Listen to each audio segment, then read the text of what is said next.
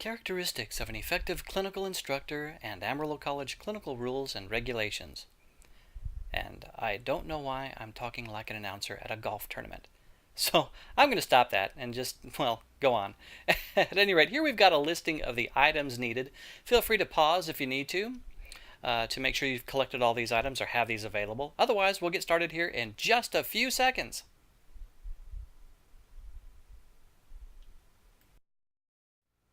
So, we're going to start this basketball game off by going through some of the objectives here. Now, I know you're perfectly capable of reading, but, well, here we go. I'm going to read it anyway. We're going to clarify the role and expectations of the clinical supervisor and clinical instructors.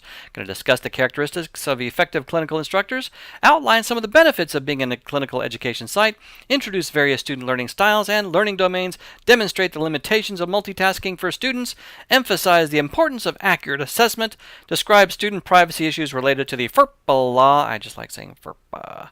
And we will compare and contrast Amarillo College student rules and regulations with other options, really kind of focusing a lot more on the Amarillo College rules and regulations since that's what you're going to be kind of contending with. Now let's meet our Amarillo College Radiation Therapy faculty. I am Tony Tackett, the program director, and as you can tell, the years have not been very kind to me. And our primary clinical coordinator is Candy Habiger, and it looks like she's kind of giving me the evil eye there, huh? And we'll talk about the role of the clinical coordinator in just a minute. And here's a picture of me before this teaching thing started really getting to me. And over to the right there is our other faculty member, our part-time lab instructor and clinical coordinator as well, Dale Barker. So let's define some terms with respect to educational personnel involved in training the radiation therapy student. First off is the clinical instructor. That's the registered radiation therapist. That's you who will be supervising and guiding the educational experiences along the student's path. And we'll be talking a little bit more about your role in just a moment. Next is the clinical supervisor. The clinical supervisor is a radiation therapist that has to have at least 3 years experience as a radiation therapist. And they basically serve as the liaison between the clinical site and the college. They're the person really identified as kind of the go-to person for the student and for the college, really, located at the clinical site. So it's a clinical staff personnel working at the clinical facility that's identified to be the clinical supervisor. Next is the clinical coordinator. This person is a college employee that works with the clinical supervisors to direct student activities and rotations. They kind of give the clinical supervisor some guidance on how to direct student activities and where to send them for their rotations. They also serve as the contact point between the college and the clinical facility. So if there's questions or concerns along the way, then the clinical coordinator of the college is kind of the go-to person at the college to contact or to talk to. And then there's the program director. That's the person that oversees the whole of the educational program. So that's kind of it in a nutshell. The clinical instructor, or CI, and it says here a new role. And indeed, this might be a new role for some of you if you've never worked with students before. By the way, that photograph there, it doesn't have anything to do with clinical instructors, but I just kind of thought I'd throw in some extra photos here and there. And here's a photo of an old cobalt machine. So the clinical instructor is a treating radiation therapist. Now, first and foremost, patients come first. Patients come first. Patients come first always. That's always your first and foremost responsibility as a radiation therapist is the patient. But the clinical instructor also gives instruction to students. And it's not always an easy transition from tech to being a learning facilitator. We'll talk more about that a little bit later on. But really, it's worth noting that you do actually spend a lot more time with the student than we do in the academic area with respect to the radiation therapy program. So the student spends, at least 2 days a week with you.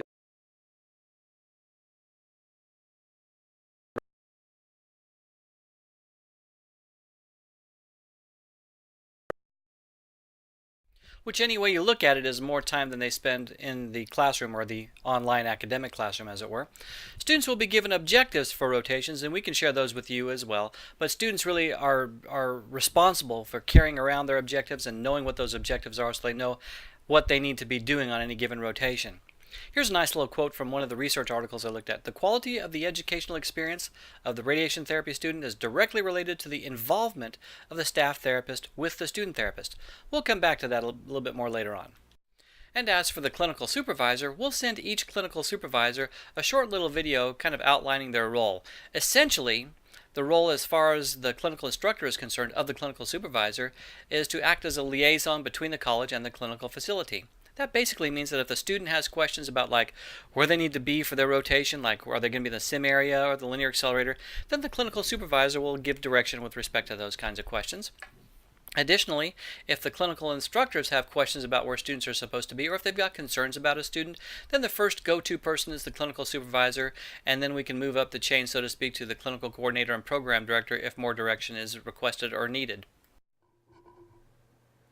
So being a clinical education facility can certainly benefit the clinical facility itself, but it also can provide some benefits to the clinical staff. One of the benefits that's kind of an indirect benefit is that students can provide a net benefit with respect to workload. That is to say that by the time they've completed about a third of their machine rotation clinical hours anyway, they're typically acclimated well enough to the routines to provide a net benefit with respect to workload. And by the last semester or two, they sometimes can feel like they're another clinical staff member and they're part of the team. Now here's really kind of an interesting one. Research actually indicates an overall increased job satisfaction rate among staff members in hospital teaching institutions that is related to the teaching environment itself. Now, this might seem sort of counterintuitive to some people at first glance, and it's not uncommon that staff may, grumble at times with respect to working with students. But research that controls for variables actually indicates that teaching facilities have staff with higher levels of job satisfaction, and that the increased job satisfaction rate is related to working with students. Now, staff might sometimes rather balk at the extra responsibilities, but in this case, the research actually indicates that the extra responsibilities, of course with some exceptions with individuals, tend to increase overall job satisfaction. So how does this work? I mean, how can this be? Well, as a kind of an analogy, the easy choice is to not work with students. I mean, that's less responsibilities to do that. That's the easy choice. But the easy choice is not always the most rewarding choice. Just kind of as an example, if I give my son the choice of practicing his French horn, he's a music major in college right now. So if I give him the choice of practicing his French horn or playing video games, if I kind of say to him, son, you have your choice. You can spend the next hour either practicing your French horn or playing video games. Well, what do you think he's going to choose? He's going to choose video games. But actually, he acknowledges this. Playing his French horn gives him more long-term satisfaction in spite of the extra effort. Indeed, really in no small part because of the extra effort involved. So, similarly, while staff may at times not outwardly embrace working with students, and admittedly there's some exceptions to this job satisfaction research, they do have an overall tendency to have a higher level of job satisfaction as a result of sharing their knowledge with students. Interesting. Working with students can actually reduce staff burnout. Staff can sometimes get in a rut over time doing the same kind of procedures over and over and over. And students bring fresh faces into the clinic, which can help reduce burnout for staff and help them appreciate their own positions better. Additionally, responding to student questions can help staff hone their own critical thinking skills by continually evaluating why they use the techniques they use and even create new ways of improving upon various techniques. Now, the sign on the right side of this picture right now says, "Never stop learning." Students really help us have the opportunity to continue to learn and grow all the time and continually. There's also a certain public recognition attached to the teaching function, and it can help play a role in seeing ourselves as professionals. Playing a role in education of radiation therapy students can enhance the image of the facility within the field of radiation oncology, the broader healthcare community, and really even among the citizens and population of the area, really. Being recognized within the community as a teaching institution is really always a plus for the institution and for the staff, and education is actually often an integral part of the clinic's mission statement. And a little food for thought here. Just as you feel fulfillment in engaging with patients, you have a similar opportunity here in sharing your knowledge and love for the field with the future of our profession. Professionalism really in no small part means that we actively engage in activities that enhance and further the profession. This is not something we vote on whether or not we're going to do. It's something we simply do because guiding and educating literally the future of our profession is really the most direct and meaningful way in which we can sustain and advance the profession. Thus, education is really a cornerstone of professionalism. It safeguards and directs the very future of our field. So really, this literally is an opportunity for you for personal and professional growth.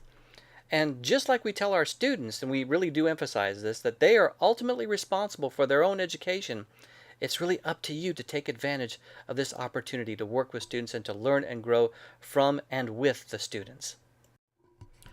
All right, so next we have some audience participation. We've got an activity here I want you to do, and it's easy. Don't worry about it. It's a little piece of cake. So you're going to need some scratch paper and a pencil, and you're going to be writing some stuff. Print very legibly if you would. What I want you to do is think of a radiation therapist, or maybe kind of several radiation therapists, kind of an amalgam or a compilation of radiation therapists in your past, or maybe even people you work with now. I don't want you to ever write down names, no names. But I want you to think of radiation therapists like that you think of as being really top-notch radiation therapists, people that you really want to model and emulate as a radiation therapist. I can think of, for example, when I was a student, there were two radiation therapists that really just stand out as people that I remember thinking at that time, that's what I want to be like as a radiation therapist. So think of people kind of like that. Now what I want you to do is to write down, and you don't have to write down this yet. Wait until I finish the instructions. I want you to write down the character traits or behaviors that you can recall that really made those people or that person stand out as a truly outstanding radiation therapist, someone that you really wanted to be like. I want you to use short phrases or even single words, so don't write long sentences or long paragraphs, just little bullet phrases or maybe even single words. They were like this or they were like that. And I want you to think of, if you can, at least say 5 to 8 characteristics, behaviors, traits that you can associate with that person as demonstrating that they were an outstanding radiation therapist. If there's 3 or fewer of you watching this right now, make it 7 to 10, just so we have a good number of traits to kind of go with, so to speak. And then once you get done, consider this like a homework, as it were, and just kind of hand in your paper face down to the person that's kind of monitoring this or proctoring this continuing education seminar, and then we'll kind of come back to this in just a little bit. So once you get kind of the countdown clock to give you some time to kind of write this stuff down, then you can begin with this activity.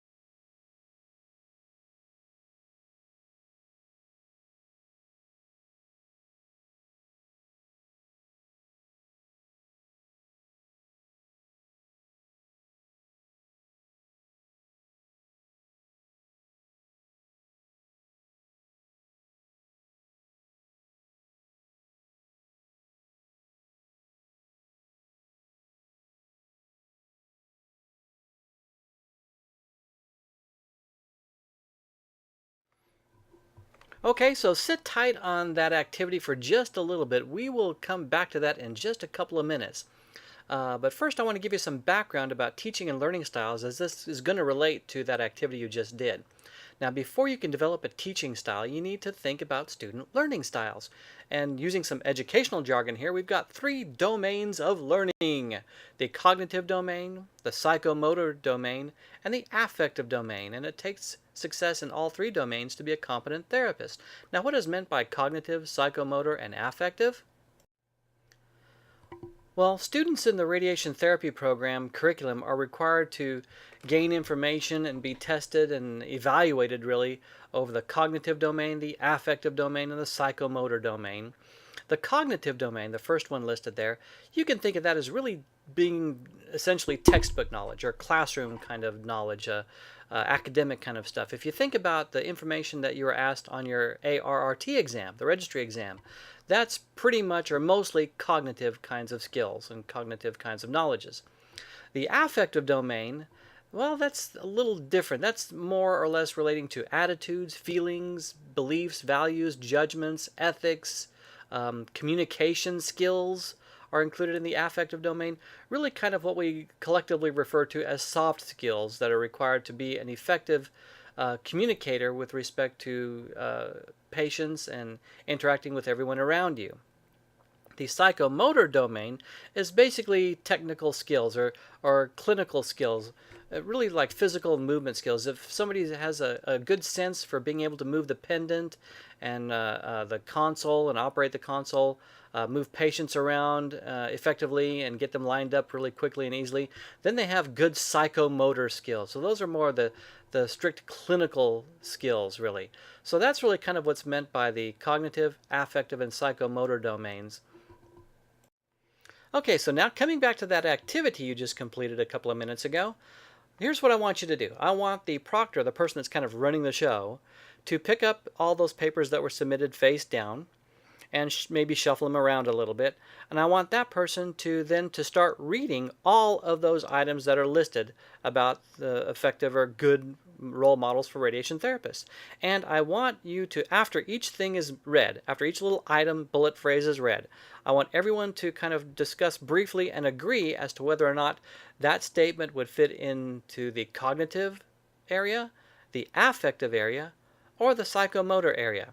So say, for instance, the first thing that's read is that this radiation therapist was great at being patient with working with students and with their patients in general. Well, that would be an affective skill. So we'd kind of mark one down for affective. And I want the proctor to basically count how many of these items fit into cognitive, how many fit into affective, and how many fit into psychomotor. And we're just going to kind of tabulate the results, so to speak. So I'll give you some time to do that activity. If you need a little bit more time, then just kind of hit the pause button. I take that back, actually. I was going to insert the countdown timer again here, but I got to thinking that if there's only a couple of people involved, this might just take just a minute or so. But if there's several people involved, this might take a few minutes. So click pause and take however long you need to tabulate the results of the activity.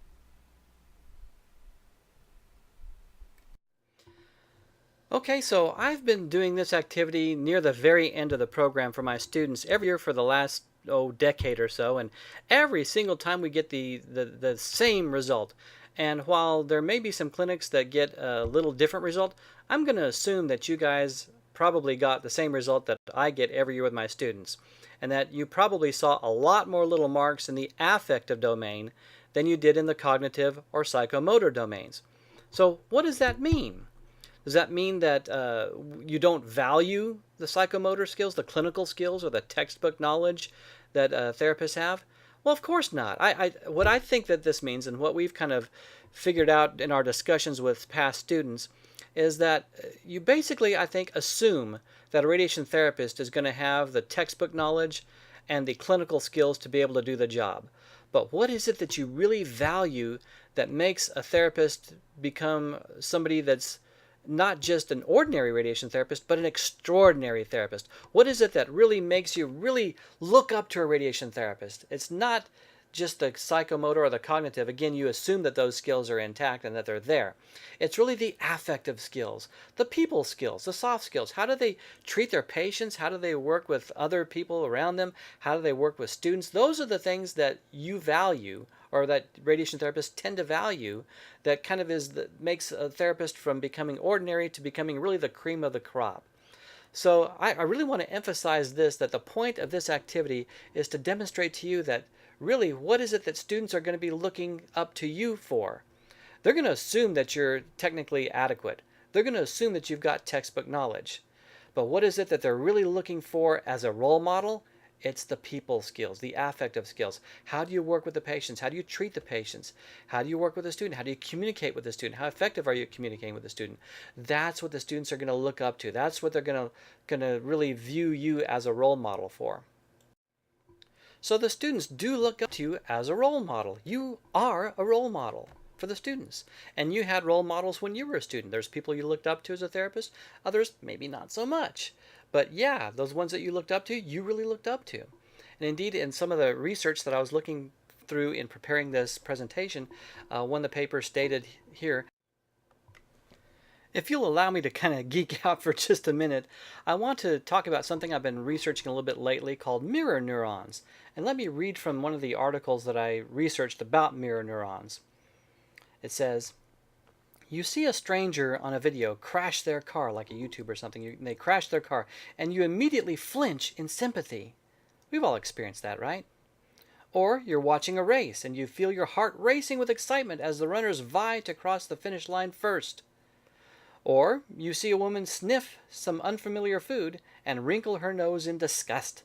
Suddenly, your stomach turns at the thought of the meal as well. For years, such experiences have puzzled psychologists, neuroscientists, and philosophers who've wondered why we react at such a gut level to other people's actions. How do we understand so immediately and instinctively their thoughts, feelings, and intentions?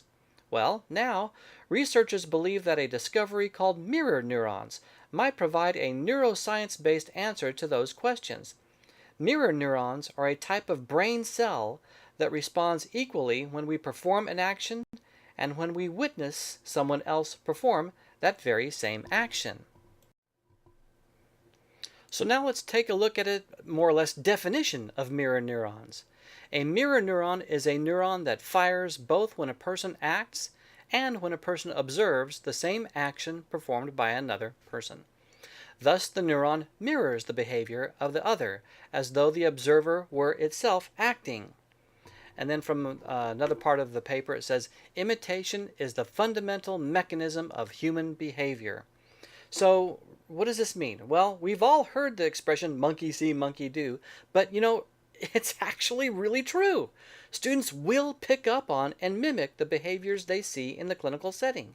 So again, really the point of this is I simply can't overstate the importance of your role as a role model for students. All right, enough about role models and stuff. Let's move on to something different. How about student learning styles, or really how anybody learns, really? So as kind of a precursor to this section, in just a minute, I'm going to direct you to pause this recording and then go to YouTube. There's a YouTube URL website listed there, but since this is a video and not a document, you can't just click onto that to get to it. So if you don't already have it pulled up, once you select pause or hit pause on this video, then you'll go to YouTube and search for Selective Attention Test. And one of the first hits that comes up is going to be, it'll have a little thumbnail illustration or photo that looks like what you see below, with people wearing black or white and having a basketball, and it's about 1 minute and 22 seconds long. So in just a few seconds, I'll direct you to go and watch that YouTube, and then come back to this video and unpause it, and it'll have probably a few seconds of blank space before it moves on to the next little section. And it might actually, we're going to go and talk about some other things before we kind of talk about why I inserted this video. But this is something kind of fun anyway, and I think you'll get some good information out of it. So see you in just a little bit.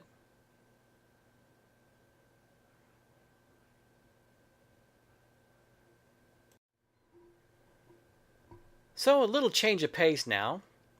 We think that we can multitask. A lot of people think we can multitask, and some people can, but most of us maybe not so much.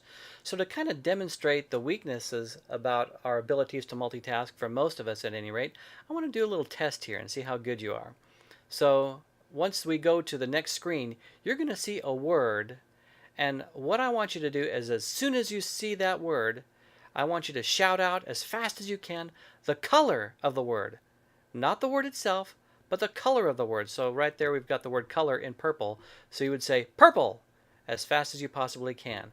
So here we go. Let's see how you guys do with this.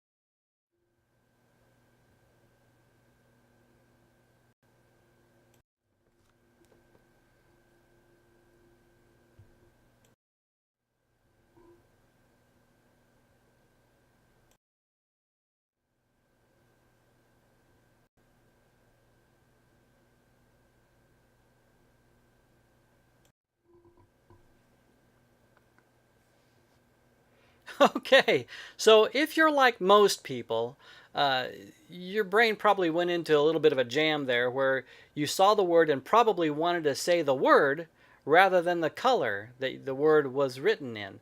So, and that's a natural tendency because it's really difficult for our brains to process two things simultaneously.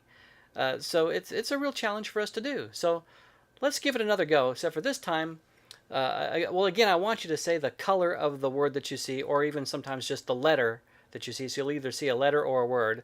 And this time, the words are not going to be the colors. So you won't be confused with that at any rate. But let's see how you do with this one. So again, as soon as the word or letter pops up, say the color of the letter or the word that pops up.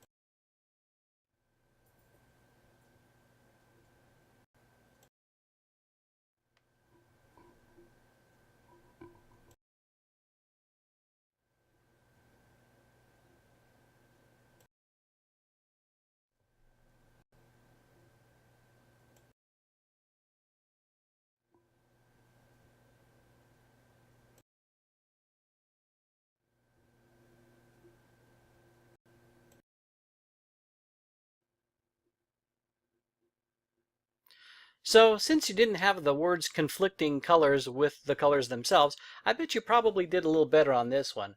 But did you realize that all those words that you were looking at actually constructed a sentence? And if so, can you remember what that sentence was? I've got this now where I can kind of scroll through and show you. The first one was the letter I. Then after that is, oops, if I can control this thing, I don't think you're going to remember much of this. So now how did you really do? Did you realize that was a whole sentence that you were looking at? Or were you so focused on trying to get the color out that you weren't paying attention or weren't able to pay attention to the sentence that was being constructed? Now, I did this test on my son. He's always saying, I can multitask, I can do it really well. And I was like, I'll show you. Well, little did I know, he aced this thing. But I gotta say, come to find out later on that he actually had done this test before, so he knew what to look for. Little cheat. So anyway, what this is demonstrating is that multitasking is not something that we're typically very good at doing. We typically are really only good at focusing on one thing at a time. So how is it that whenever you do a bunch of things at the same time, you're able to do them at the same time? like in the clinic, for instance, you can do a lot of things at the same time. Most of that is because you've done it so long and so often that you're not really seeing it as one thing that's being done. You're doing several things at the same time, but your brain is really only recognizing that as one specific little thing to remember. So it's not really being bothered by having to remember this because it's really just integrated it all into one whole.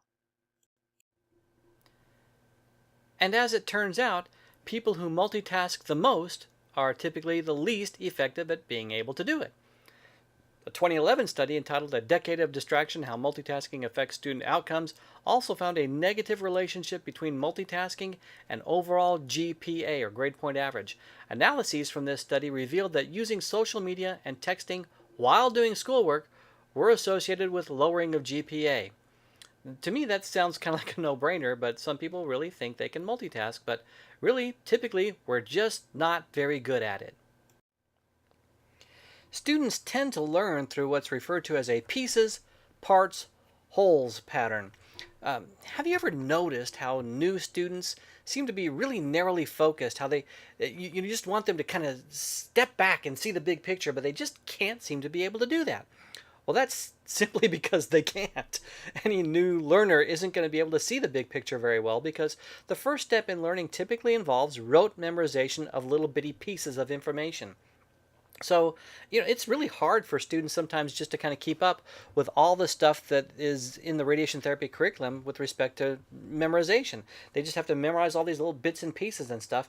And it takes a while before they can kind of assemble these pieces into parts. That's the second step. They begin to make connections. They begin to assemble these pieces into parts.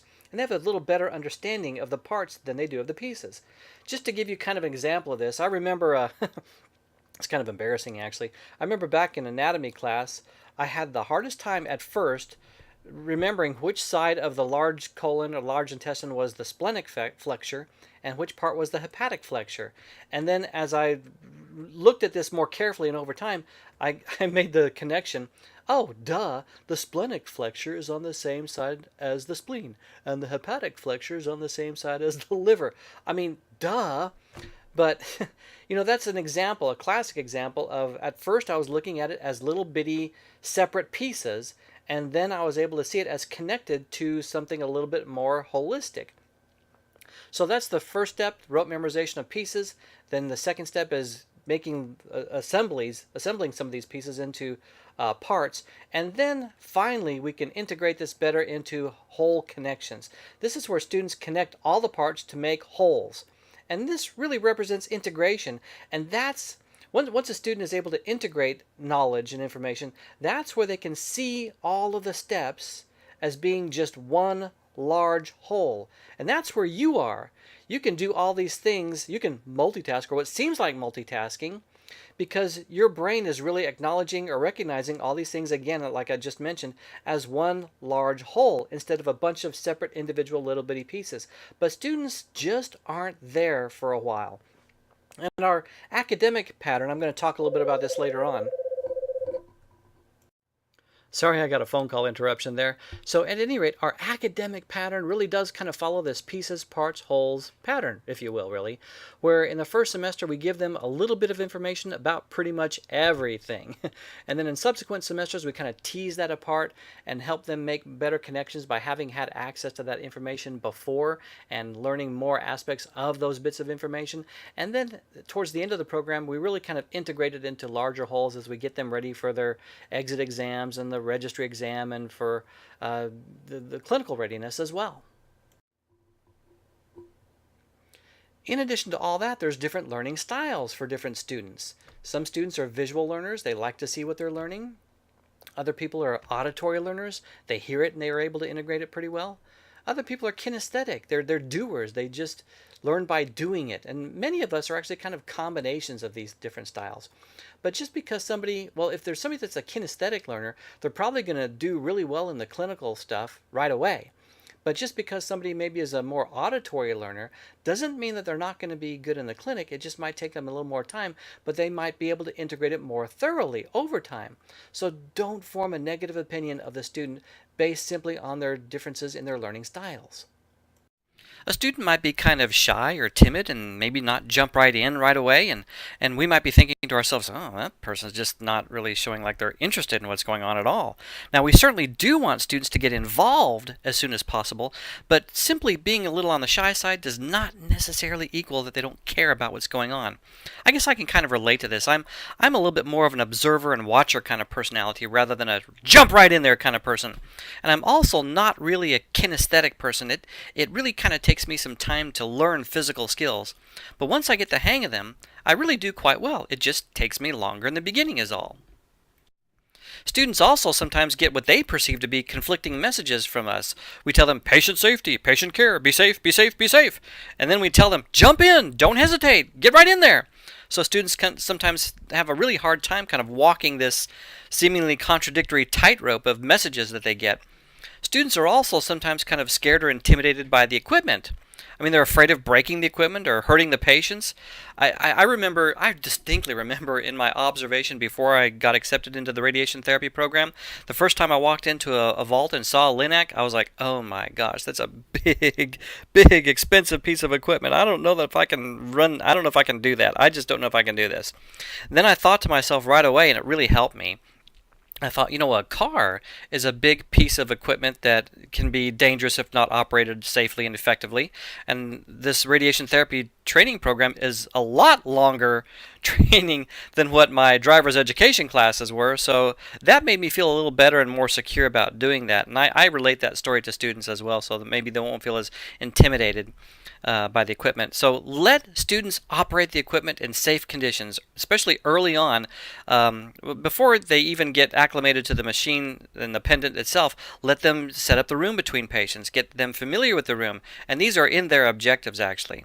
And I want them to practice pendant control between patients every chance that there is really. And I emphasize this to the students as well. So maybe put a piece of masking tape on the table between patients, or when there's a break at lunch or any time that there's not anything going on in the treatment room, put a piece of masking tape on the table, get a Sharpie, put a dot on there, and have the student practice moving the table in and out and left and right and up and down for setting SSDs and stuff. Give them that practice and let them have that practice as much as is possible, especially early on. Because in our orientations with the students, I really emphasize to students that the sooner they get proficient with the pendant, the more you're going to let them do with the pendant and with patients as well. Okay, so we've talked about how students learn for a while. Now let's talk about teaching strategies. First thing, don't forget you are the expert, but also remember, the student has a lot of expertise in many other areas outside of radiation therapy that can be beneficial to them in the clinic. I remember I had a student many years ago that had a social work certification, and that was really helpful to her. So students bring in a lot of other knowledge that we may not have. Now, you know a lot more about radiation therapy than the student, but that doesn't mean that the student doesn't know anything about, well, anything. I learn from students every year. I've been doing this for more than a quarter of a century. It hasn't been that long. But I'm telling you, I learn stuff every year from the students. They're a great resource for me. So, some generic kinds of teaching strategies, kind of like the generic linear accelerator photo you see there. Integrate asking questions into your routines. You don't want to intimidate the students, but ask questions. Thinking out loud is a really great tool for students. I mean, you guys have been doing this for so long now that you don't really have to communicate or talk out loud a lot with each other. I remember working with a staff therapist where we just kind of read each other's minds basically. We'd worked together so long and so well that we just kind of knew what the other was doing, and there wasn't not a lot of need for verbal communication. Well, students don't get that very well. So think out loud, kind of say things as you're doing them a little bit, kind of with the student in mind. Have the student explain steps to you. If they can explain the steps, then they maybe better understand the steps of what's going on. Now, don't ask it in kind of a accusatory way, but just say, can you explain what you're doing there? And I just want to check your understanding, and that's fine. That's good enough. Have the student identify problems. If something comes up or you see something unusual or different, or if a patient isn't lining up right, ask the student if they can identify what the issue could be with that. Of course, you don't want to do that in front of the patient, maybe outside the room later on. Ask the student how could it maybe be done better. One of the great tools that I got from a therapist when I was a student was I was having trouble with routines. I was having trouble really getting the hang of the routines. And a therapist, and this still sticks with me all these decades later, the therapist was like, Tony, as you're doing one thing, ask yourself, what's next? What's the next thing? So as you're doing one thing with respect to getting the room set up for the next patient, ask yourself, what's the next thing I need to get the room set up for the patient or for the treatment process? And once I started doing that, man, things really started clicking into place a whole lot better. So that might be something you might recommend to students. We talk about that too, but you want to kind of reinforce this as well in the clinic. Have the students ask themselves, what's next? What's next? What's next? It's a great way to kind of help establish routines. Some generic ways of improving teaching, you can ask yourself the following questions, like what sort of questioning techniques do you use? Open or closed questions? Closed questions are questions that are typically answered with a one-word response, like yes or no. They don't usually evoke a lot of thought. So you want to try to ask open-ended questions where the student can describe a process rather than just simply say yes or no. How much time do you spend talking instead of listening to the student? And do you let the student explain their needs to you? So teachers talk, but teachers also should be able to listen to the student. Number 3, this is a big one, I think. What tone of voice do you use? Is it intimidating? Is it accusatory? Is it placating? Is it condescending? Students really pick up on the way you say things just as much as what you say. So really try to monitor your tone of voice. What do you do when the student cannot answer the question? I mean, how do you just kind of harumph and kind of, or do you kind of, if the student can't answer a question, do you kind of work with the student to kind of help them to get the answers to their questions or to your questions? Number 5, I think this is also another kind of big one in my mind. How do you respond when the student asks a question where you don't know the answer? Sometimes students are going to ask questions where you're kind of like, I don't know. And it can feel kind of intimidating, but really it's perfectly okay to say, you know, I don't know, or I don't remember. But let's see if we can figure out a response for that. Or I'll get back to you tomorrow and we'll see if we can address that question. So students really kind of respect when you can say, I don't know, but you work with them to find answers to their questions. Responsibilities of assessing. Assessing is just a fancy educator's way of saying grading. But I want to really emphasize the importance of accurate grading. Now, I don't think this has really been a problem for us for a while, but there's been times in the past where sometimes a therapist would say, man, this student just isn't getting it. They're just not doing well at all. They're not where they need to be. And then they give them all A's in every category and every criteria. And we're kind of like, you know, that kind of ties our hands. We really can't do anything about that. So grading accurately is really important. But some points to think about here: be fair and objective as much as is possible. Give honest assessments. Again, really rate them accurately. That's really important. Don't assess their overall performance based on one treatment procedure. That may not tell the whole picture, really. Final assessments, end of the rotation evaluations, should be a summary of the student's progress or maybe lack of progress. Don't let the final assessment be the first time the student hears about a situation. Students should not be surprised. Now, we've got a tool we'll talk about a little bit later on that kind of helps out with that. But basically, keep communicating with students about how they're doing and what your expectations are for them. And that's the next thing. Let the students know what your expectations are very early on.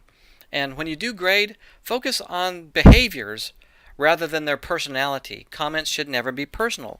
So don't say things or don't write things in their evaluations like, you are X, Y, and Z. Say things like, I'm seeing X, Y, and Z behavior going on. So phrasing criticisms like that really can make it feel a lot less like a personal attack if it's done that way.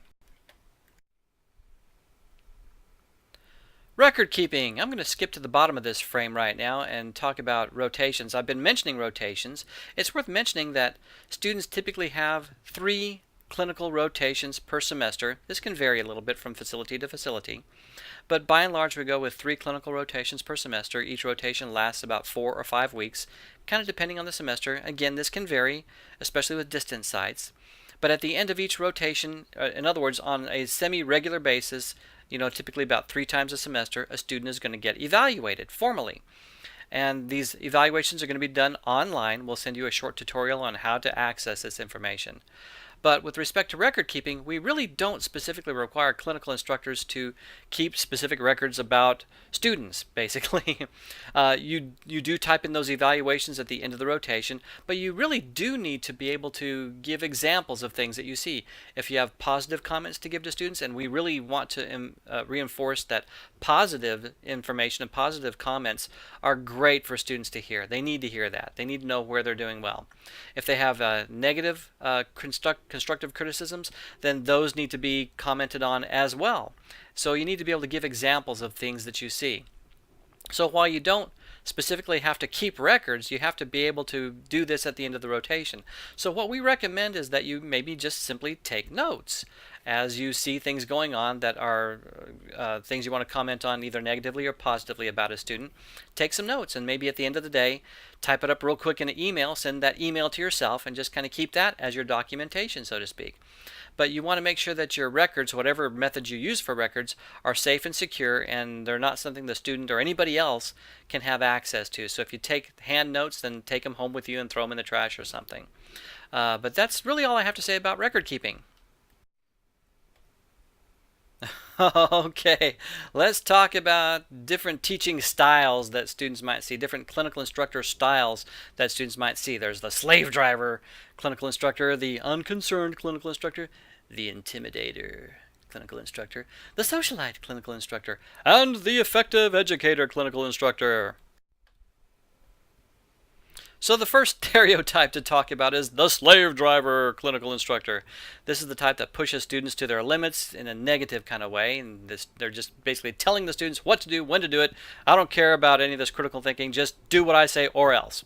And there's little or no attention given to educating the students to just get it done, get out of my way. And this results in no motivation provided for the student. And this kind of clinical instructor insists on punishing students by putting them through the same negative rites of passage they endured as students. They're kind of like having the attitude of like, well, it was done to us this way. We hated it and it was terrible and it didn't work very well. But by gum, I'm going to do the same kind of thing and make sure the students experience the same kind of tortures that I experienced. That's just not going to be really helpful, and it's just not a good thing to do. But I think pretty much all of us grew up and can associate with being trained by maybe one or more radiation therapists that were really harsh with their comments and sometimes saying things like, "What were you thinking?" And most of us don't really learn really very well under these types of harsh critiques.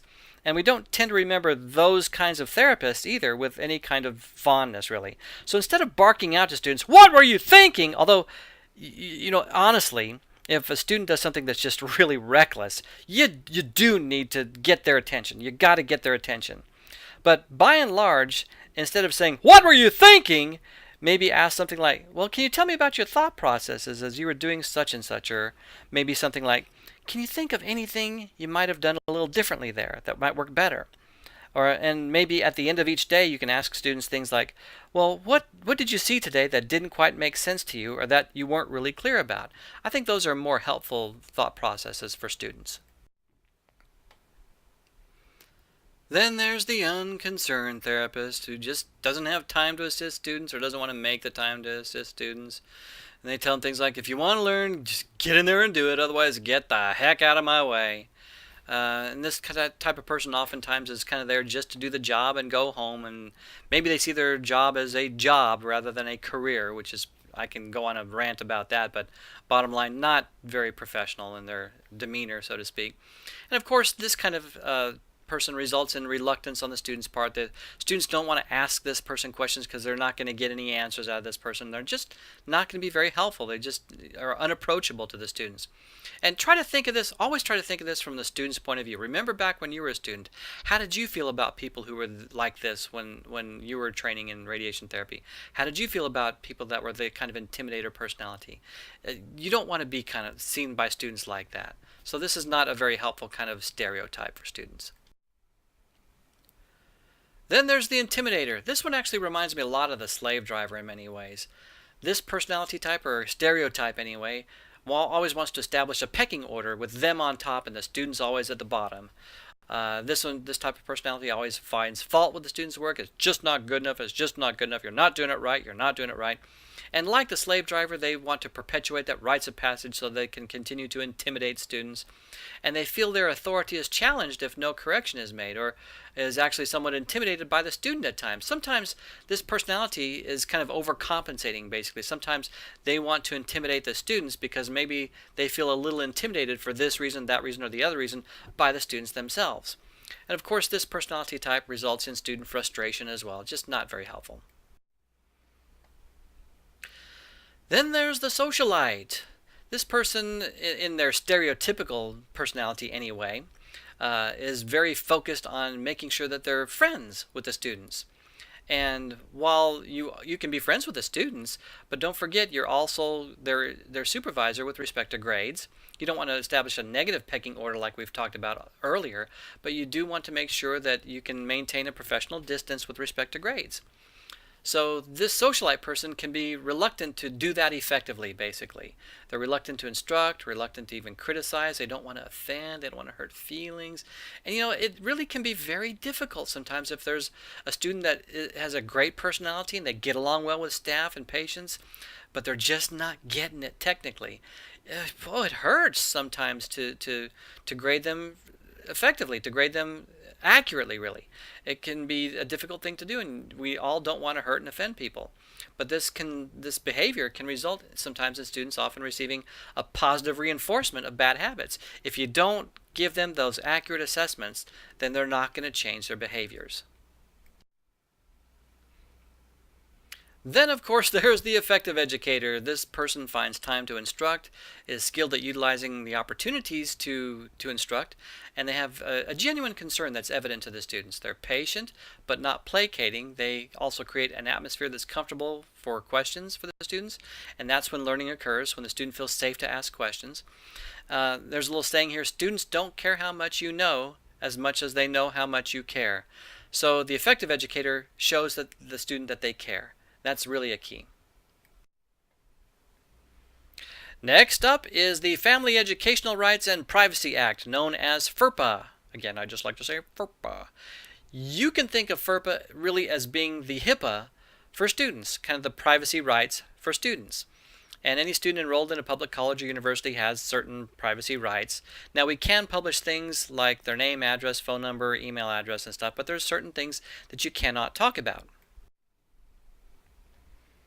So some of the things that can't be disclosed by anybody really is things like social security number, race, ethnicity, nationality, gender, transcripts or grade reports. We can only disclose those to other people in the college institution that have a vested interest in being able to get that information, like teachers, for instance, reporting to the registrar's office the grades.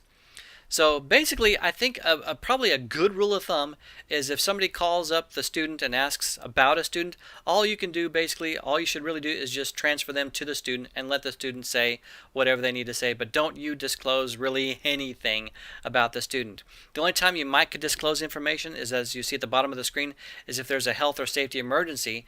Then you can call it, like if a student has a health crisis while in the clinic, then you can reach out and call the parents and notify them. You'll be okay.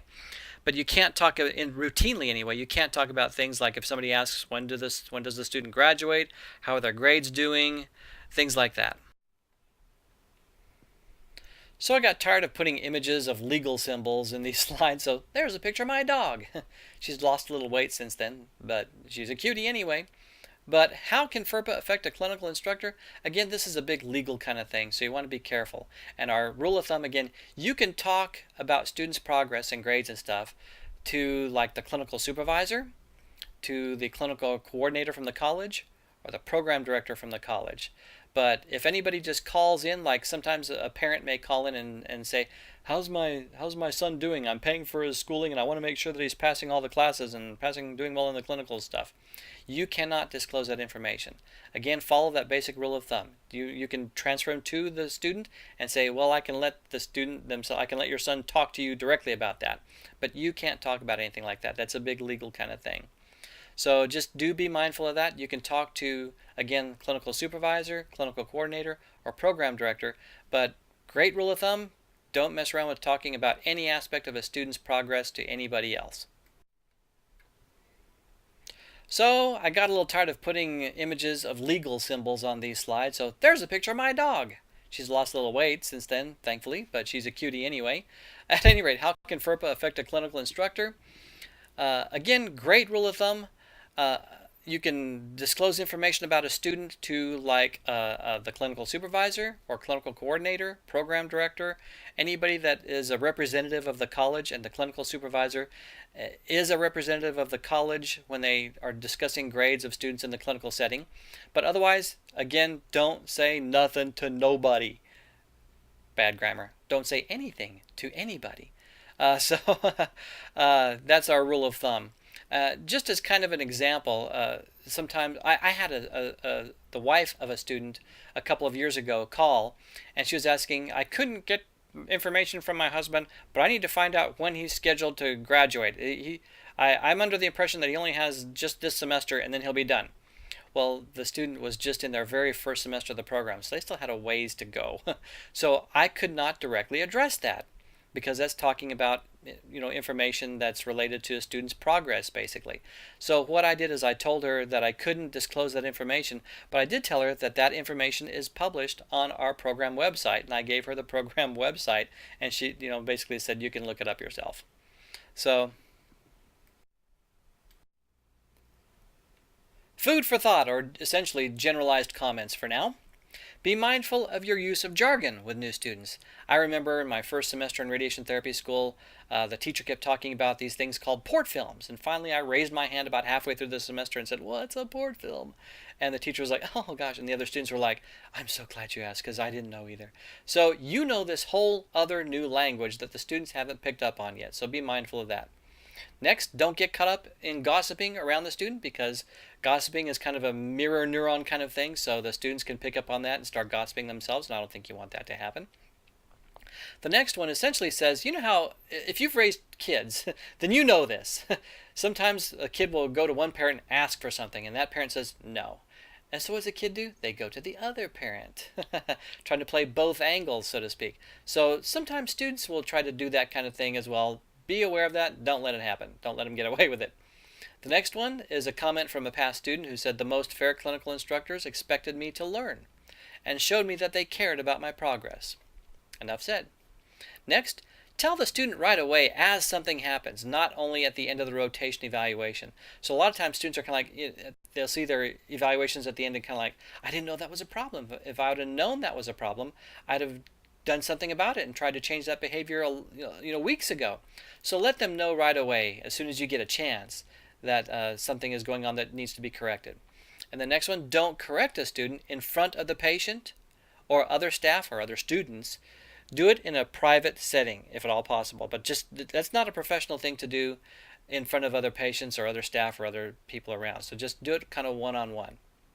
And here's another comment from a student. Encourage me, and I will not forget you. So we're actually just over halfway through this presentation. It seems like forever, I'm sure. But if you're viewing this all at once, feel free to click pause and take a short break of no more than 10 minutes before continuing on with the discussion in just a few seconds of the Clinical Instructor Handbook, which covers the basic rules and regulations for students with which the clinical instructors and clinical supervisors need to be familiar. So again, if you're taking a break, click pause. Otherwise, the video will resume in just a few seconds.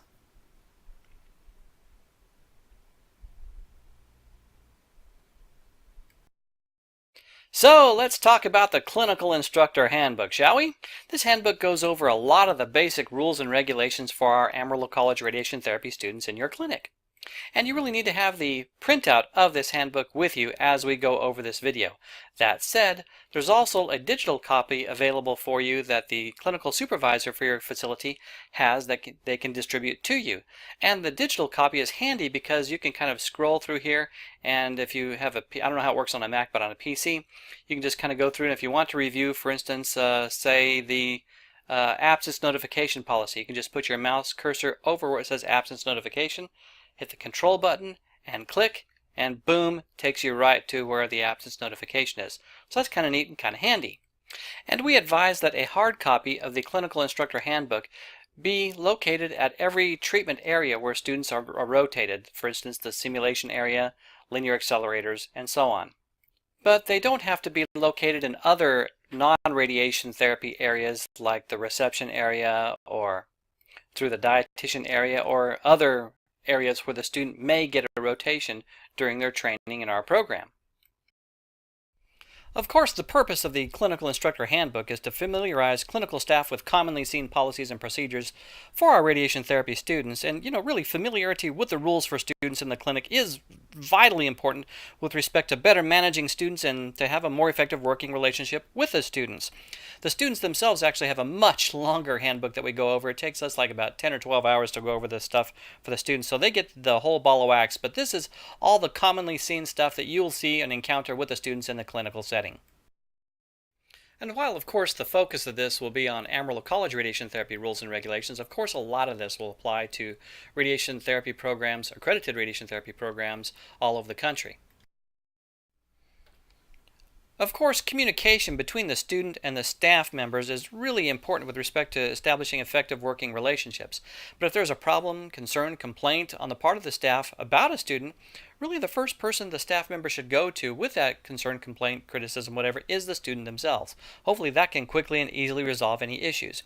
But if the issue isn't resolved with that interaction, then the next person up the chain of command, for lack of a better term, is the clinical supervisor. That's a radiation therapist at the clinical facility. Hey, clinical supervisor, raise your hand so the people around you know who you are.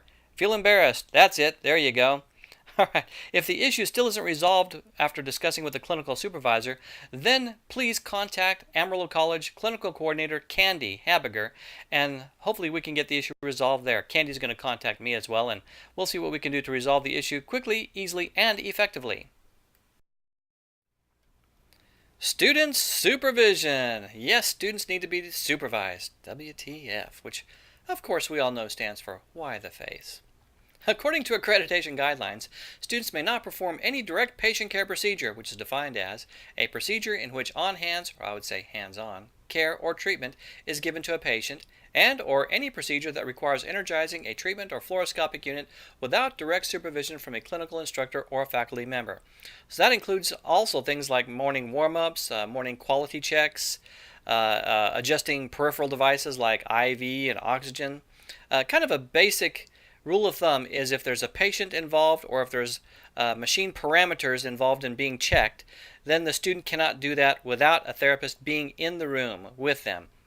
So that's one of our accreditation guidelines also. The therapist has to be in the room, not outside watching on a monitor.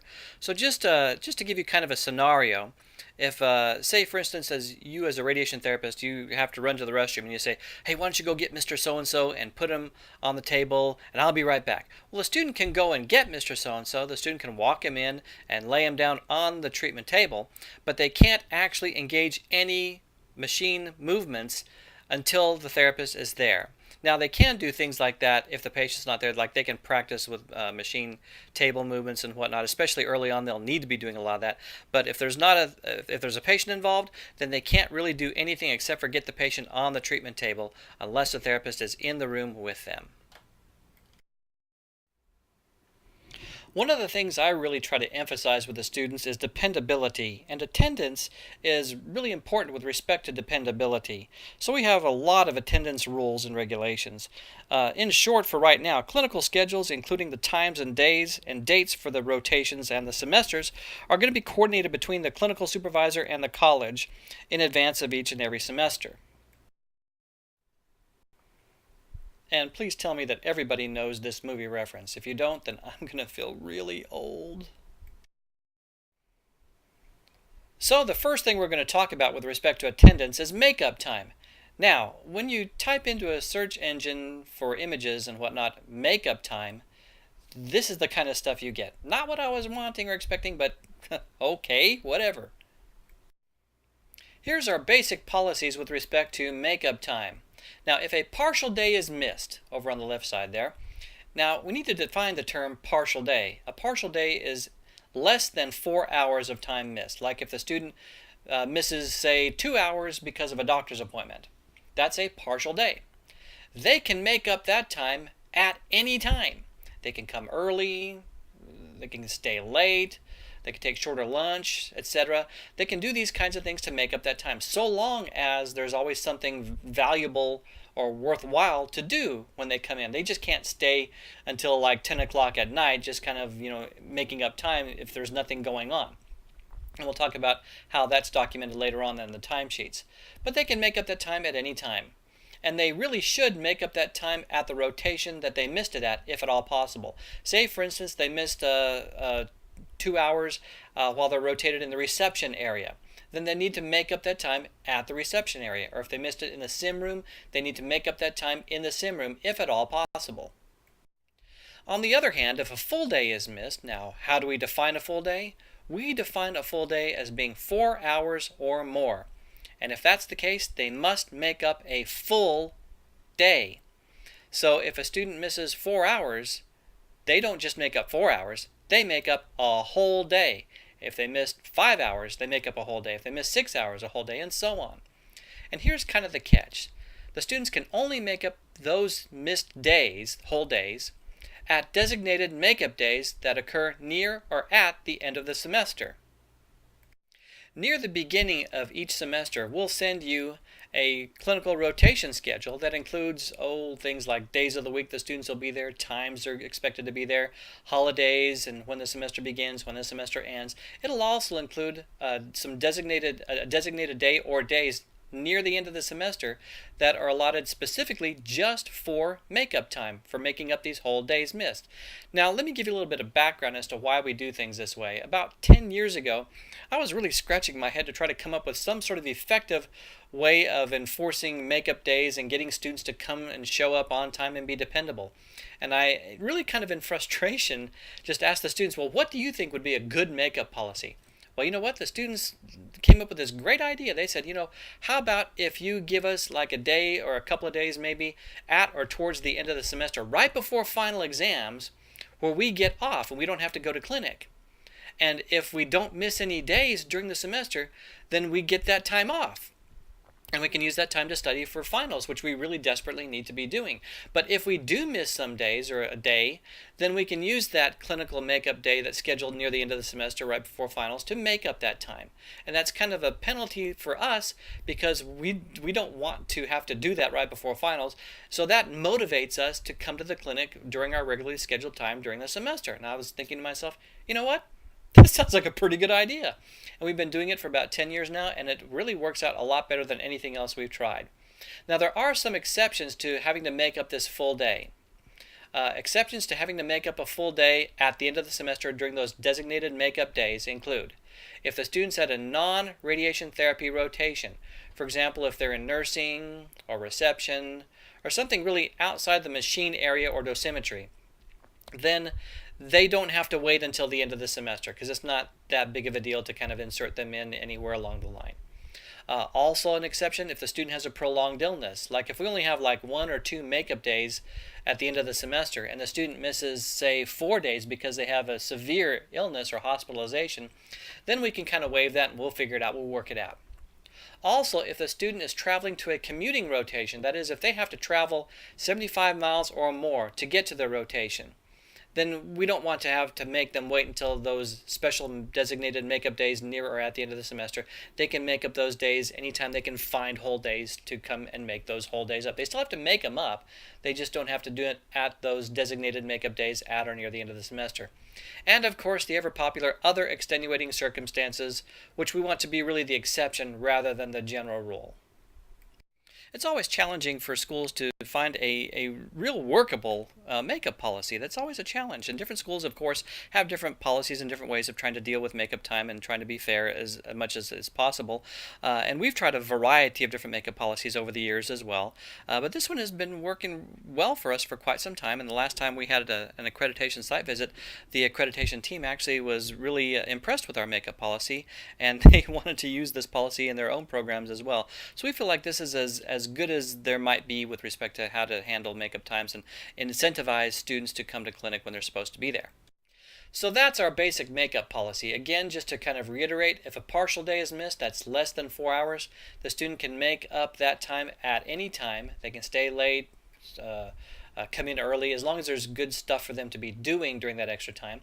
And they really need to make up that time at the rotation that they missed it at, if at all possible. Really, same with the whole days. They need to make it up at the area where they missed the rotation. So if they miss a full day or a whole day, and that's again defined as 4 hours or more, they have to make up a full day. So if they're scheduled to be in the clinic for like 8.25 hours, if they miss 4 hours of a clinical day, they have to make up 8.25 hours. And they can only make up, in most circumstances, those days. They can only do those makeup days at the designated makeup days that are scheduled near or at the end of the semester. There are some exceptions to that. The exceptions are if they're in a non-radiation therapy rotation, if they have prolonged illness, if they're at a commuting rotation where they have to drive a long ways to kind of get there, or other extenuating circumstances. And the clinical supervisor can okay or not okay these kinds of things. You don't have to go through us. You can work it out on your own. So that's our makeup time policy. So this one's really self-explanatory and, frankly, well, just for fun. Makeup contract. I'm just going to read from the Clinical Instructor Handbook because it summarizes this really quite well. There are actually no formal makeup contracts as per the request of really past clinical supervisors who just kind of have told us, we don't need the forms, we can just kind of schedule this in our own calendars, we're good. So in the case of an absence, the student will contact the clinical supervisor at the clinic and schedule a makeup time. And, preferably they're going to do this scheduling of the makeup time at the same time they're calling in sick, but they need to do this no later than the first day they return to clinic after an absence. If the conditions described in the makeup scheduling process are not completely fulfilled, particularly with respect to the date and time of the makeup, the result's going to be a letter grade overall reduction in their clinical grade. Note, makeup time can be renegotiated prior to the makeup time, but if the student fails to show up for the scheduled makeup time, the grade penalty is going to be enforced. So in short, a student is absent and they schedule a makeup day. And whenever they schedule a makeup day, they need to show up for that day. If they don't show up, boom, let us know so we can enforce that letter grade penalty. But a student can, for instance, reschedule that makeup time. If they originally schedule it for a certain day and then later on in the semester they're kind of like, I've got another conflict with that date because of work or something else. Can I redo my makeup time or reschedule my makeup time for another day? Sure, cool, that's fine. Just as long as they show up whenever it's scheduled, whenever their makeup time is scheduled, they have to show up at that time. If not, again, let us know so we can enforce that letter grade penalty. Reading in the next paragraph, it says, note, all clinical time must be made up by the end of the day on the Wednesday of final exams week. And that really summarizes it right there. So if a student must do all their makeup time, all their clinical makeup time by the Wednesday of final exams week. If that doesn't happen, let us know, because there's grade penalties that can happen with that, and we may need to fill out incompletes and do some other things with respect to the clinical process as well, but let us know. Of course, there can be exceptions to some of these penalties that can happen if they don't complete this stuff by the Wednesday of final exams week. Exceptions would include like if they've had a lot of long-term illness and there's simply not enough time at the end of the semester to make up the time that they've missed. Let us know about that too, so we can know about that. But generally speaking, students must complete all of their clinical makeup time by the end of the day on the Wednesday of final exams week. Otherwise, not so good things happen for the student's grade. Next, we want to talk about the student health form. And again, I'm going to read from the Clinical Instructor Handbook. When the student is not feeling optimal but comes to clinic, or if the student gets feeling sick while they're in the clinic, the student must notify staff and fill out a student health form. And this is a form the students carry with them at all times. Continuing to read, the staff member may send the student home if there is any question regarding their health. As a rule, if a student presents with a fever, they will be sent home, and they cannot come back to the clinic until they are fever-free for 24 hours without taking any fever-reducing medications. It's also important that the students do not have any open wounds. They can be covered with a bandage as long as the bandage is not soiled. The students must also be able to walk using both feet. For their protection and for the patient's protection, they cannot be on crutches or have limitations of walking. So again, if the students come to clinic feeling a little under the weather, and they don't want to have to do makeup days, and so they're going to try to come to clinic. But if they come to clinic, the students are going to be instructed by us that if they come to clinic not feeling well, or if they get feeling unwell while in clinic, they need to whip out this little form and go over it with you so you can determine if they can stay in the clinic or need to be sent home, or if there's any modifications that you might come up with where the student, say for instance, maybe you might say, okay, you can work the console or run the console, but we don't want you in with the patient. So it's going to be up to the clinic to kind of make the final determination, but the student needs to present with any kind of unwell feelings that they have, or any health conditions or concerns that they might have. Absence notification. This is basically the protocols regarding how a student calls in if they are going to be sick. So I'm a real stickler on this one actually, and the student has to talk directly to people whenever they're calling in sick. They can't leave messages, period. No leaving messages, because messages just sometimes don't get relayed. So they must talk directly to people. Now, who do they talk to? They typically have to talk to at least two people. One, the clinical supervisor. So they call the clinical supervisor and say they're going to be sick. They need to talk to them and say why they're not going to be in that day. They're sick, or they have got a conflict of this, that, or the other, or whatever. So they talk to the clinical supervisor, and they talk to whoever's supervising them in their rotation. Like if they're on a linear accelerator, they talk to a staff therapist on the LINAC. If they're in reception, they talk to the receptionist. If they're in nursing, they talk to a nurse. So again, they have to talk to at least two people directly. The clinical supervisor and somebody that's supervising them in their rotation where they are at.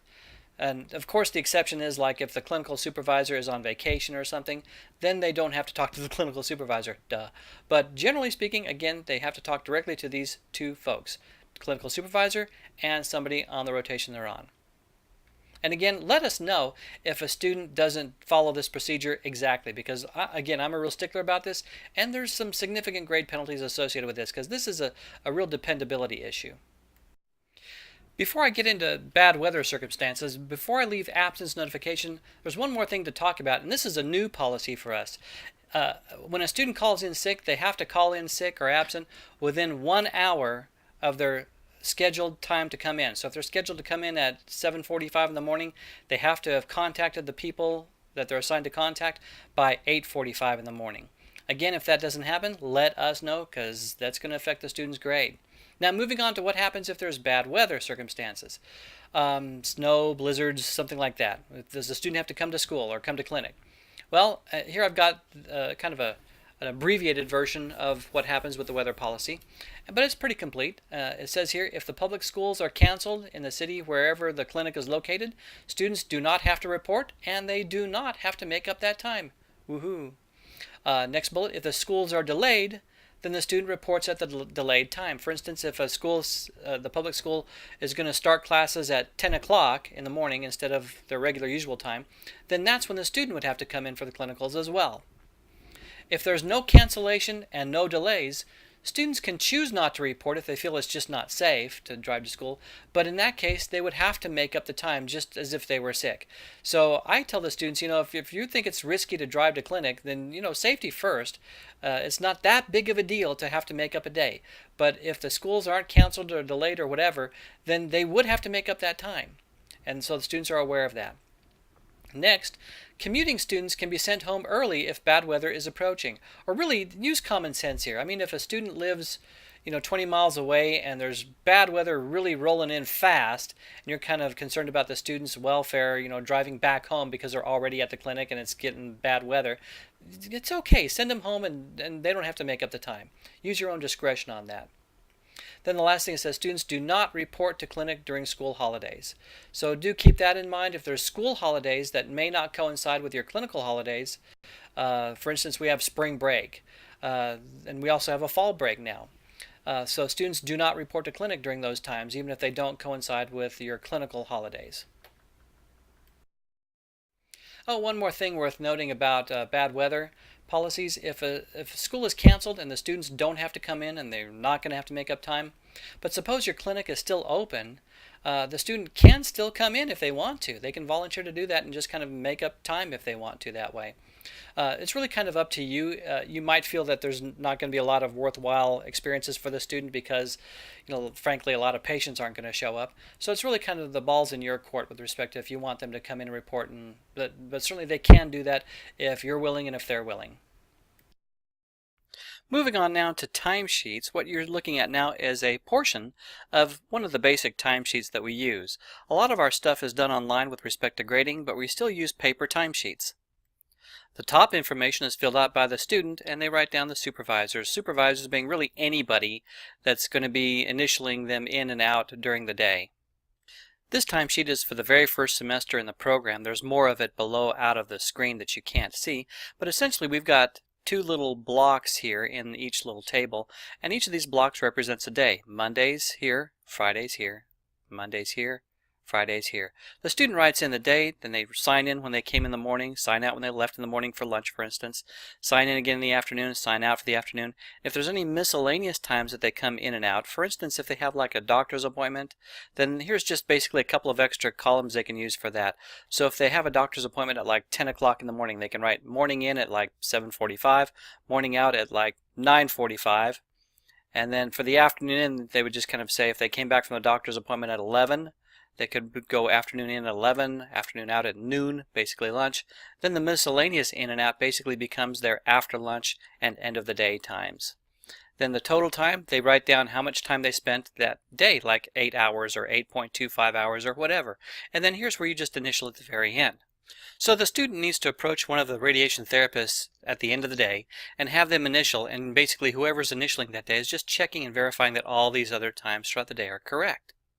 Now, it may happen from time to time where a student forgets to have you initial at the end of the day, or maybe you bug out at the end of the day before they catch you, and that happens every now and then. We understand that.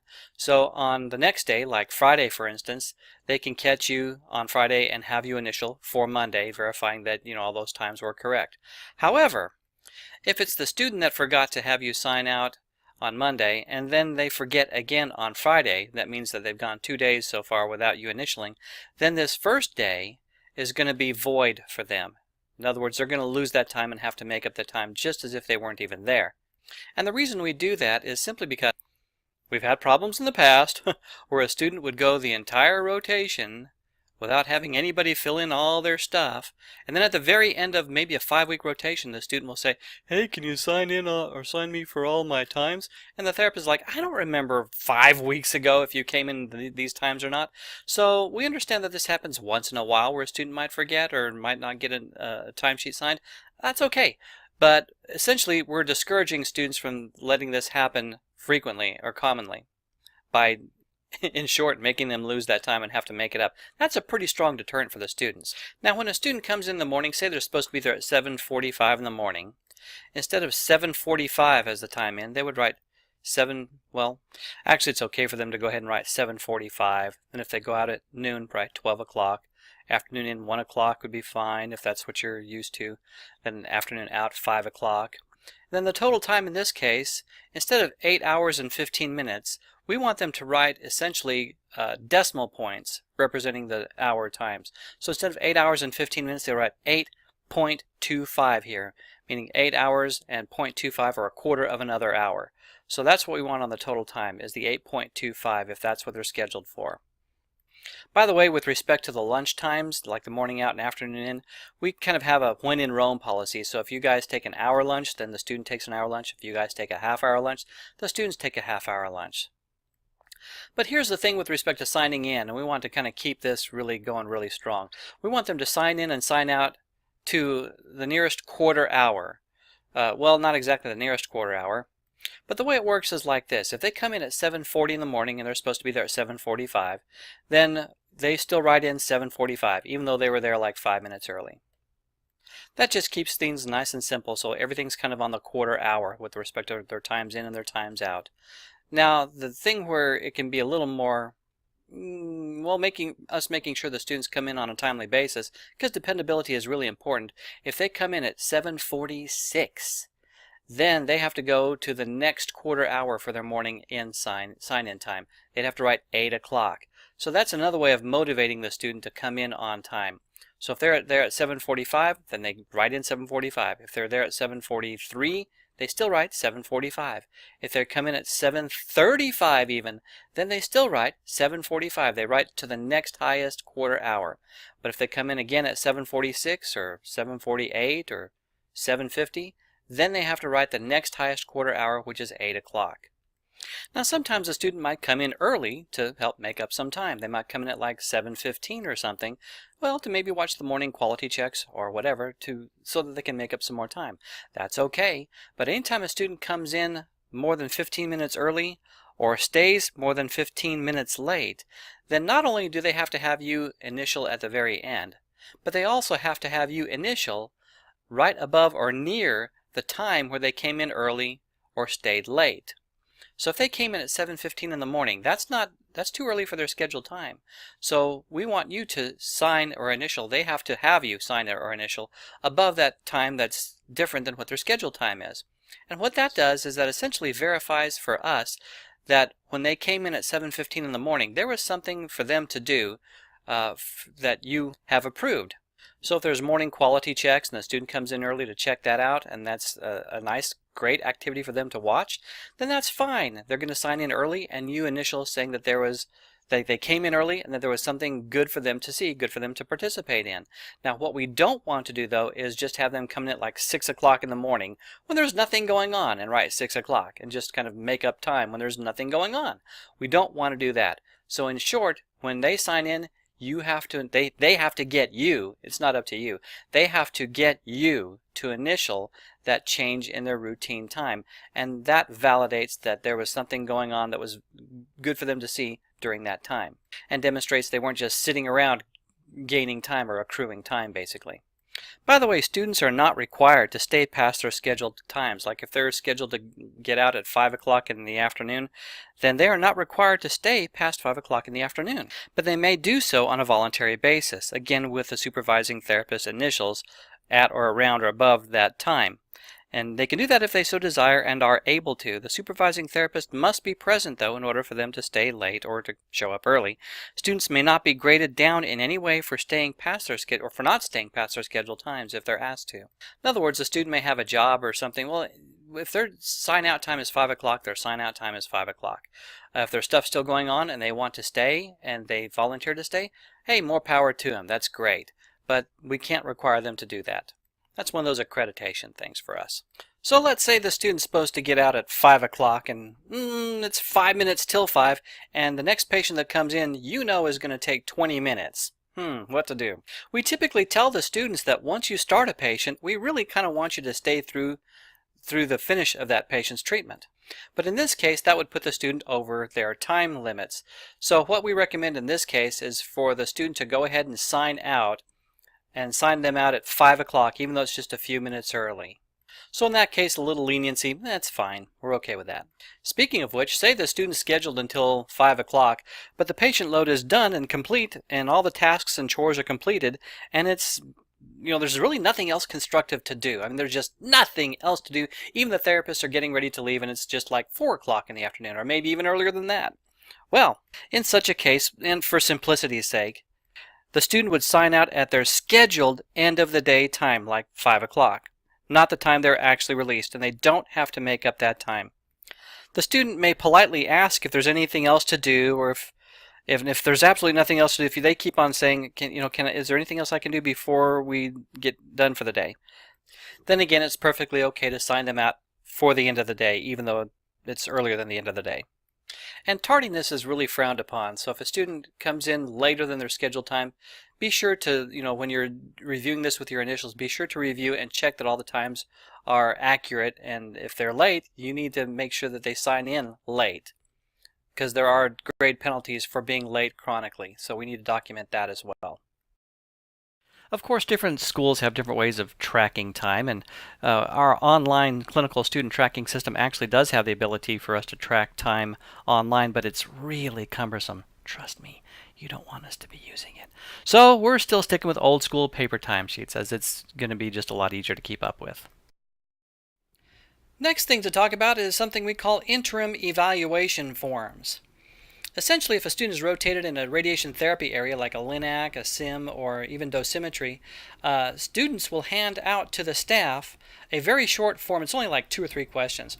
And they'll hand it out to each of the clinical staff that's been watching them. They'll hand this out about halfway through a rotation. Rotations are typically 4 or 5 weeks long. So expect to get a simple little form about halfway through a rotation. And it's really important for the staff to complete these forms within 1 week of them being handed to the staff member, and for the staff to review these forms with the student. Basically, this form is a way for the student to check in with the staff and find out, well, how are they doing so far? I don't know about you, but I remember back when I was a student, one of the real frustrations that I had at times was I thought I was doing really well and I thought things were going great. Then I'd get my evaluation at the end of the rotation. There's all these things that I didn't know were going on that the staff were downgrading me about, and that I thought, if I'd have just known that this was going on, I could have remedied that. I could have fixed that maybe. So this is our way of really ensuring that there's communication regarding the student progress as the rotation is proceeding. So this is a very simple form. It's not going to be for a grade per se for the student, but it is really important for the students to get good, effective feedback. It's one of the clinical tools that's been recognized by our accrediting agency as a very effective clinical tool for ensuring that there's good, effective communication with student progress. Portable electronic devices. I'm just going to read again from the Clinical Instructor Handbook because it summarizes it again quite well. Students, as a general rule, are not to use portable electronic devices, cell phones, etc., while on clinical duty. Now, during lag time between patients, if there's just a gap between patients, a student may only check their phone for messages. The student is not allowed to use their portable electronic device to make any outgoing contact, that's calls or text messages. If a student receives a message that needs an immediate response, like if they find out that their child is sick, they get a call from the school or from the babysitter or whatever, they are to use the landline at the clinical site. And really that's just for optics. I mean, if a supervisor walks through and sees a student or anybody really on a cell phone, it just doesn't look good. It looks like it's more of a personal call or something. But if they use the landline at the machine area, then it just looks better because it gives the impression of more of a professional response. And then the next thing it says here is text messaging is really never considered permissible except under the most urgent and unforeseen circumstances. So students really, as a good rule of thumb, never should be texting. If it's a text, it's not an emergency and it doesn't need their attention at that particular time. Student progress, this really kind of acts as kind of a map of our academic curriculum. I mean, sometimes therapists are kind of like, well, shouldn't the student have had such and such information by now in the curriculum? Well, this is a very broad overview of when things occur in the curriculum. And it really kind of follows that pieces, parts, wholes stuff that was talked about earlier. The first semester, we have really an intense introductory class where it's a little bit of everything. So they get just a little taste of everything in the first semester. And then the next 3 semesters really is where they get a lot of the detailed information on various topics. So you can kind of see what's going on in different semesters there. Then the final semester, they've had all the information. Is just kind of we kind of put it all together, so to speak, get that wholes going, that holistic look of the curriculum going for them that very last semester. So this might be very helpful for you in kind of figuring out where the students are, what they've had access to. But again, do be mindful that many of our students really have had no prior medical background, so don't make assumptions about what they have had and what they haven't had. Just take a look here, or if you have any questions, contact me and let me know, or ask me. Like with attendance, grading is another area where most schools really kind of struggle to come up with a good, workable system. Most programs use some variation of what you see here, which is called a Likert system, where you give a numerical reading where 1 is very low or you strongly disagree, and then you progressively move up in numbers until you very strongly agree that the student is doing this, that, or the other appropriately. We used to use a system like this, but we actually kind of had some difficulties getting all the staff to understand the way it scales out with respect to a grade. Just as a for instance, we had one therapist that all the students did not like to rotate with because, we used a 1, 2, 3, 4 grading scale, not 1, 2, 3, 4, 5 at that time. And the students didn't like being rotated with her because she always gave everybody 3s basically, or tended to give everybody 3s. And that in our grading scale, that was a 75%, which was bare minimum passing. And the students just were like, oh my gosh, she just barely passes anybody. And I had a talk with the therapist, and she actually thought she was actually giving the students pretty good grades. She thought, well, a 3 out of 4, 3 should be pretty good, shouldn't it? But if you rate that or ratio that to a proportion or percent, it actually isn't a very good grade. So we just kind of stopped using that system and tried some other systems as well, including like a pass-fail system, which seemed too much one way or the other. It was either you passed or you failed. There was no kind of in-between. So neither of those systems was working really particularly well for us. So what we ended up settling with and are using now is kind of a hybrid system where it's very simple. There's only 3 ratings really, and it amounts to a pass, pass with caution, and a fail. And it's very simple, and we'll discuss it in just a second. Again, grading is really important. I mean, if we hear complaints about a student, but they're getting straight A's and glowing comments all the time, there's really nothing we can do about that. So grading effectively is really important for us. Really, during the last 2 semesters, things should be clicking pretty well for them. And the last semester especially, they should just be fine-tuning and refining skills. If they don't really have those skills set pretty well by that time, they're not where they need to be. Simply put, they're just not where they need to be, and the grading should reflect that.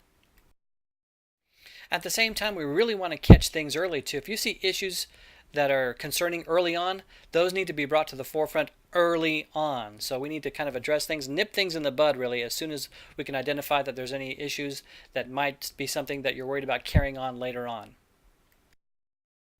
So here's the grading scale that we've settled on. So 3 points relates to competent or good, a grade of an A. Doesn't mean that there's not any room for improvement per se, but the student is as is written there, being competent and consistent in performance in a self-directed manner, and the student is progressing appropriately according to their experience level. 2 points, that's kind of our passing with caution. This is acceptable performance, but not real consistent yet, and there's areas of concern that need improvement. So if a student's passing, but they still just really need some improvement in this area for the next time. You want to see them really focus on this area next time around, especially our next rotation. Then that's where you give them a grade of a 2. And 1 point is simply unacceptable. They're just not competent, not consistent enough to warrant a passing grade. The student requires an unacceptably high degree of direct guidance. So there's going to be several items that you grade these students that you give them either a 3, or a 2, or a 1. And then those will all average out into an overall rotation grade. And the rotation grades are a little bit different each semester. As we get towards the end of the program, the grade scale needs to be a little bit higher, a little bit more strict, so that an average of like say 2.7 to 3.0 is an A, and then like 2.0 to 2.7 is a B, and a C, and so on. We don't really have B's. We kind of really want this to relate to the student in the way that it's written here in this pattern, to where they're either getting an A or a C, which is, passing but with caution, or they're just not passing at all, an F. And it's also worth noting that the first couple of semesters in the overall end of rotation grading scale, the students are going to be graded on their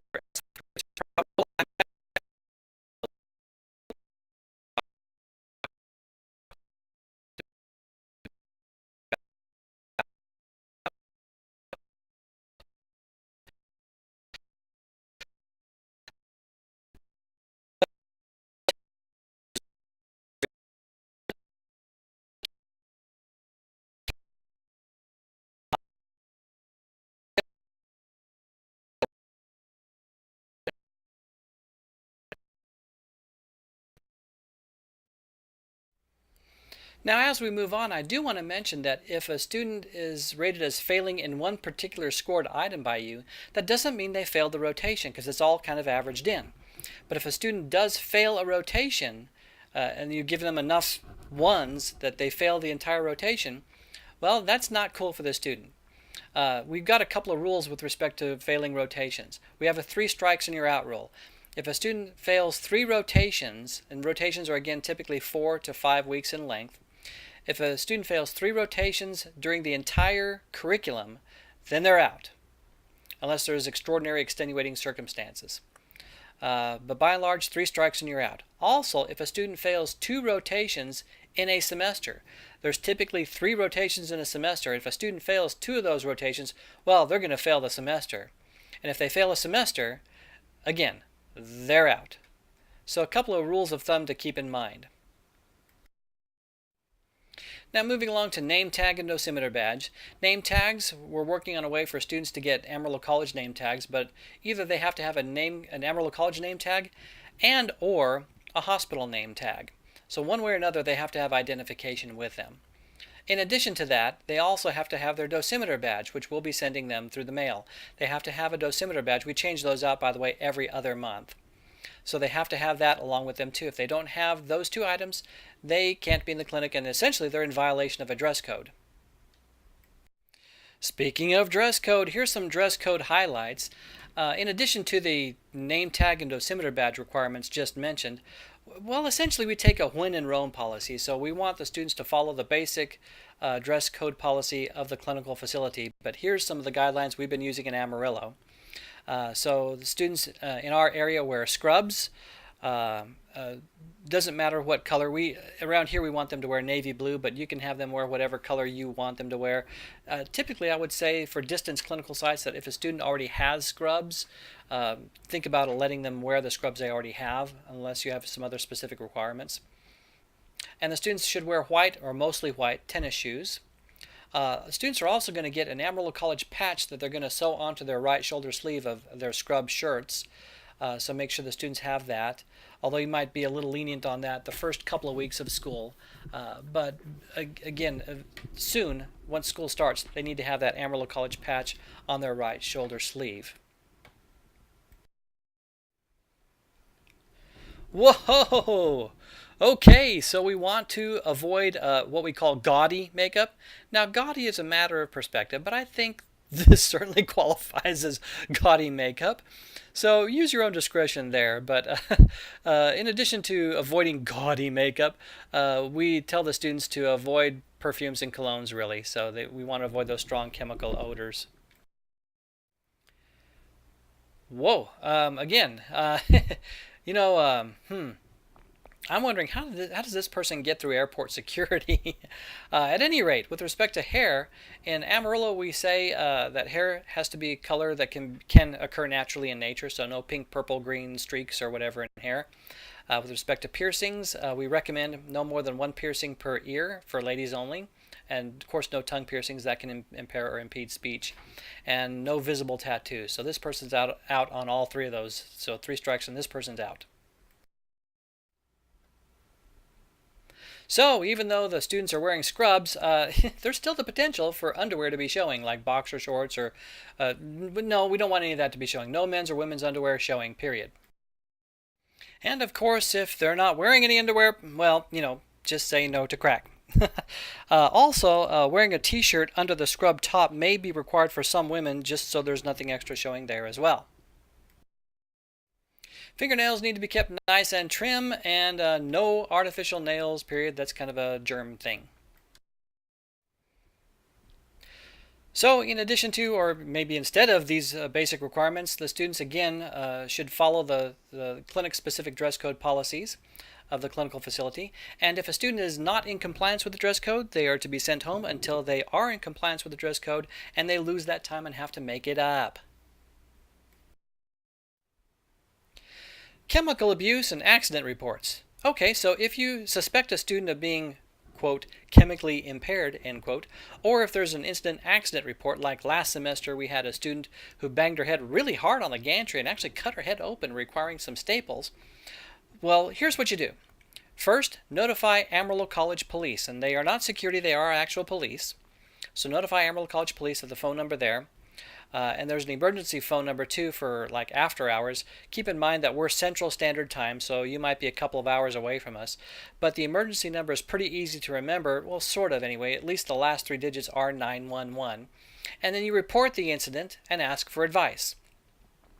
In addition to that, contact me, the program director, and there's my phone number, as soon as possible. If the program director is not immediately available, the clinical staff should leave a phone message for the program director and also call the division chair, and there's his contact information, and report the incident. The student must also complete any required incident reports from the clinical site itself, so I'm sure you'll have your own version of incident reports to do, and we'll have the student fill out our reports as well. Students should seek treatment through their own private insurance. We've got like a teeny tiny little supplemental policy, but it's really rather lame, so it doesn't pay very well and doesn't do very much, but it might help out in certain circumstances. But students basically are going to be relying on their own private insurance. So that's kind of what to do if there's some sort of emergency or accident or something along those lines that comes along. Competencies. We have a list of skills basically that the student has to complete in order to graduate. And they can do them really at kind of just about any time, but they just have to get them all done. You probably remember doing this stuff too, in order to graduate. Some of the skills start in the first semester, but with respect to the treatment areas like Linux, Sims, and so on, that's not going to start until the second semester. So this is really preview of coming attractions. So I'm just going to give you a little teaser of what the students are going to start working on beginning in the second semester. So this isn't all the details. We'll give you more details as the second semester approaches or as it gets time to start thinking about that. But again, here we go with some basic information. For a linear accelerator, to do a competency, a student really has to do a treatment by themselves on a patient from start to finish, all by themselves. In the sim room, it's actually okay with respect to the ARRT for the therapist to give aid and assistance, so long as the student demonstrates a good, solid understanding of the process, which may include verbal questioning. So, there's just a lot of stuff that goes on in the sim at the same time, and you need more than one person typically doing that stuff. So if it's okay if you do some of the stuff and the student does some of the other stuff, so long as after the fact you may go back and ask the student questions about the process just to make sure that they have a good solid understanding of what was going on. And then that can be considered passing in the sim area, as opposed to the treatment machines where we really want them to do it start to finish by themselves. Failure. For a student to fail one of these competencies, that basically means, that we've got like a little checklist that you can use as a kind of a guide. But the crux of it is that if the student performs an action or inaction, a lack thereof, that would result in a treatment error, then they're going to fail. Or if they take excessive amounts of time for the competency, if they're just going way too slow and it's clear that they're just having to think way too hard about what's going on and it's taking them just an excessive amount of time, that could be cause for failure as well. The next bullet says we want the students in the second semester to start with the easiest possible setups, especially in the treatment room. So we're going to tell them start with, find like a single field kind of thing if you can, or an APPA kind of thing. So we want them to experience success early on and then work their way to the more complex stuff. Also, we at Amarillo College, we encourage the students to attempt numerous competencies, as we really feel that students learn from their successes and their failures. I don't know about you, but if I made a mistake when I was a student, I learned a lot from that mistake, and I liked it when people would kind of let me see that I was about to make an error, and then I would kind of stop and think about it, and I was pretty good about not making that error ever again. So students learn from successes and from their failures, so it's okay if they have to repeat a competency. There's some grade penalties if they do it too often, but by and large we want to really encourage students to attempt competencies because that's where they really get a feel for these things. Repeat competencies should, they're not mandatory, but should be on the same patient if at all feasible. But, it may not be feasible. If the patient finishes treatments, then the student can't repeat the competency on that same patient. Or if a student fails a competency and the next time the patient comes in for treatment, they're now being brought in on a gurney and they've got 14 different tubes coming in and out of their body, then you might be kind of thinking, let's maybe find somebody else. But if it's at all reasonable or possible, then repeat competencies really need to be done on the same patient. And also, students are going to actually select the patients. They're going to come to you. It's not your job to say, hey, you want to do a competency on so-and-so? I mean, it's actually okay if you want to do that, but it's really the student's responsibility to ultimately select the patients and ask you if they can do the competency on that patient. And they need to ask, in advance, give you enough notice to kind of think about it.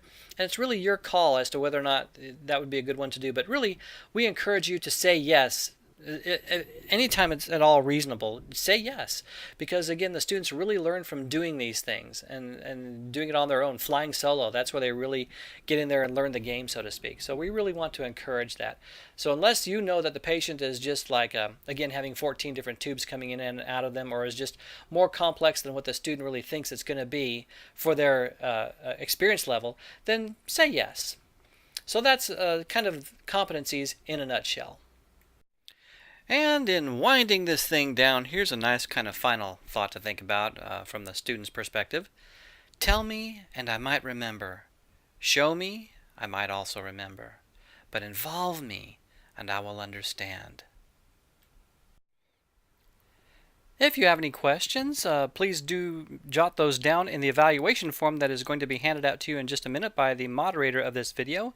And we'll get those questions addressed and get those responses back to you as soon as we possibly can. Do keep in mind that this is really just an overview of policies and procedures and information about being a clinical instructor. You'll be given a video, a tutorial video, that shows you how to access the online evaluations, and later on we'll give you a video tutorial about how to do the competencies, which don't really get going until the second semester.